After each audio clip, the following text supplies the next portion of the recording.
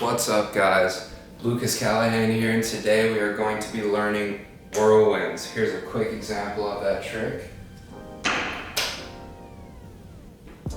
Alright, so now that we've seen what that looks like, we're going to break it down real quick.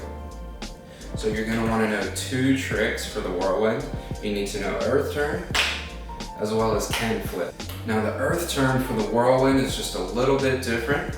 So the earth turn, when you're doing a whirlwind, you're going to want to throw this one a lot higher and give it a nice lofty spin. That way you have enough time to squeeze that Ken flip in between and spike it. So what we're going to start off with, we're going to start off with a couple lofty earth turns, and that way we have enough time to squeeze in the Ken flip in between.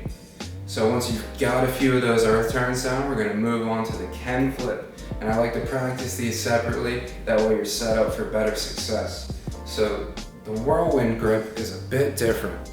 So you're going to want to have your thumb right here on the bevel and your index finger anywhere on the ring or above the ring right here. And that's going to give us the right amount of spin and to get our hand out of the way for this Ken flip.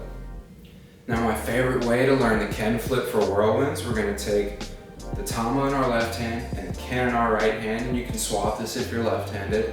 So I'm right-handed, I have the tama in my left hand, the Ken in my right hand, and now we want to hold the Ken vertical just like this, and then we do our Ken flip from there. Make sure you're getting the knees involved. Bend your knees, load them up, give it a nice pop. So the timing for this trick is probably the trickiest part. And the best way to practice timing is with the Ken flip. So when the tama leaves the spike, that's when we are going to engage that Ken flip. We can't do it as we're throwing the earth turn or throw it somewhere else and go crazy. So the best way to practice is just go ahead and give that nice lofty earth turn and do a Ken flip and just let the tama fall and the string catch. So we'll do that a few times. So now that we've practiced all those techniques, it's time to start lacing the whirlwind.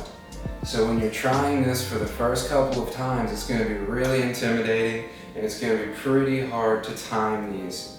So the best advice that I can give is give it a nice lofty earth turn, throw that Ken flip, and you should be able to do the Ken flip so fast at this point that you're going to have enough time while you're holding the Ken that you'll see the tracking coming around on your tama, and then you should be able to place the spike right under it and spike it no problem. There you go guys, that is how to do a whirlwind. If you like this tutorial and want to see more tricks from me, you can DM me on my Instagram at @LucasKendama or leave a comment down below telling me what trick you want to learn next. Thank you for watching. I hope to see you whirlwind soon, guys.